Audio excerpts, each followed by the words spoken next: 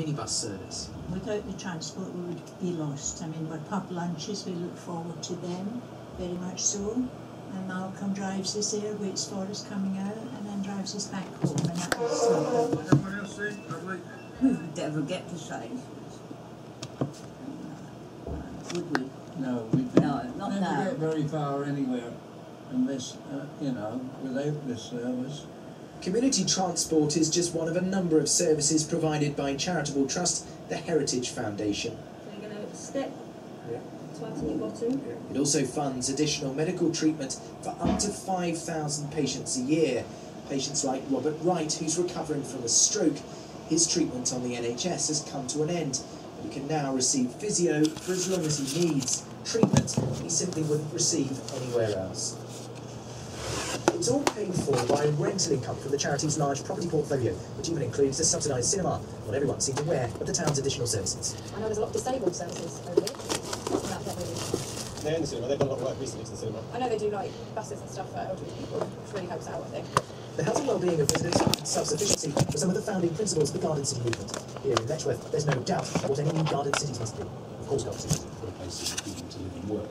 But it's much more than that, because the principles were about making sure that communities could look after themselves for the long term. And the point that we're really keen to get across is that don't see Garden Cities just as a simple physical development solution. Think about the long term. This Victorian ideal is now seen by many as a solution to a 21st century problem. The three main political parties have all shown support for a new generation of garden cities to create more affordable and much needed housing. Here in the birthplace of the Garden City, there is a real sense of optimism that planning policy has changed. There is also a sense of fear that politicians have failed to grasp the vision and see this simply as a brand to sell to voters. Neil Bradford, BBC Look East, Letchworth Garden City. All this week on Look East, we're meeting some of our unsung sporting heroes. Thanks for all your nominations. We've narrowed it down to a short list of 3. Yesterday we met Derek Beaumont, a diving coach from Hertfordshire. Tonight it's the turn of Katie Jackson from Leighton Buzzard, who's been with the local hockey club for 15 years and combines playing with fundraising, umpiring and coaching. Right, girls, so we're going to do a 3-man weave, okay? At every club there are people who set the standard, and Katie Jackson is one of them. Full of energy, enthusiasm, ever present at Leighton Buzzard Hockey Club for the last 15 years. Traits of an unsung hero and worthy of the final 3. Great save, Joe, awesome save. A dream come true, actually. I've always dreamed of, you know, doing something big and getting this club recognised. We deserve it. There isn't much that Katie hasn't done at Leighton Buzzard Hockey Club over the last decade and a half. From playing for the ladies' second team, to training the juniors, to organising all the awards evenings, and even umpiring at the weekends.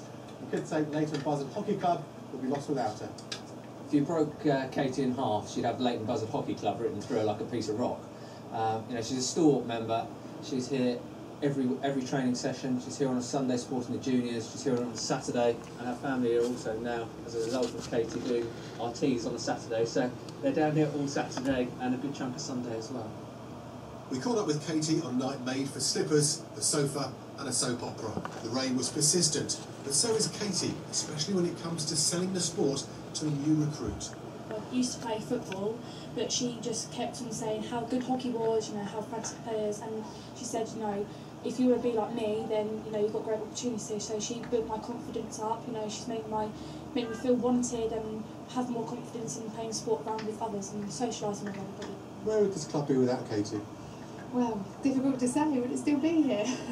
No, she definitely plays a really big role, and she does so much for the club in terms of sponsorship and stuff as well, and it's really important to amateur clubs like this to raise money, and she's done a really fantastic job.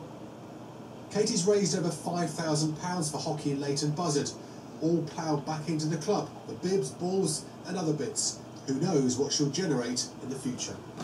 How many more years are you going to be at Leighton Buzzard Hockey Club? I think I could keep going till I'm about 70. Team captain, umpire, social secretary.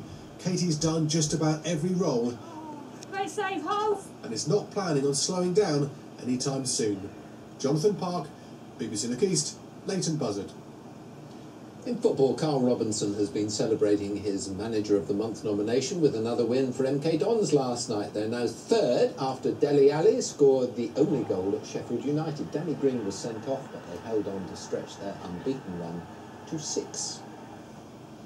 Now, for the first time since 2010, the Red Bull Grand Prix team based in Milton Keynes failed to win the Formula One World Championship. So now their 600 staff are working round the clock to produce the car for next year, and it's a complicated business. 7,000 different components, 30,000 design changes, and that's just in one season. Today the team took one of their winning cars to a school to inspire the next generation of engineers. James Burridge was there. It's one thing to get your name on the car, but it's the team behind the branding and under the skin which powers success in Formula One. So how long does it take for the car from development stage to final production, and how many tests do you conduct at that time? It's typically a 5-6 month window to design and develop the car, from initial concept, ideas, into a finished vehicle ready for first test. Alan Peasland is one of the many unrecognisable yet vital things in car. An engineer who also left school at 16 and still amassed over 20 years' experience in the industry. And when you've got 100,000 components fitted together, developed from an idea, from a clean sheet of paper to a finished vehicle on a racetrack in 5 months, that's quite a feat of engineering. A car that then we continue to develop. On average, about 1,000 designs per week are issued from our technical office. At Denby School in Milton Keynes today, a mixture of fascinated engineering wannabes with the odd, unexpected question. Formula One cars are meant to have more downforce than they weigh, so how fast would they need to go in order for it to stick up in the ceiling? A really good question. It kind of depends on the aerodynamic setup of the car, which bodywork we have, the configuration. But pretty much about 100 miles per hour, the car should mathematically be able to run upside down on the ceiling. Some of our young people are looking to go into careers in engineering, some of them even Formula One. And I think if we all look back to our childhood experiences, we can think about pivotal moments in our education. And I think for many students, this could be just that pivotal moment. How straightforward is it to be a Formula One engineer? Showing the students that there are clear paths into motorsport is key. I never thought it was possible to end up in a team and be on TV every other weekend and be in that kind of environment. It always seemed out of reach. But actually, we're an engineering company. Well, today's glimpse certainly ignited a few ambitions. A place in the pit lane or at the drawing board.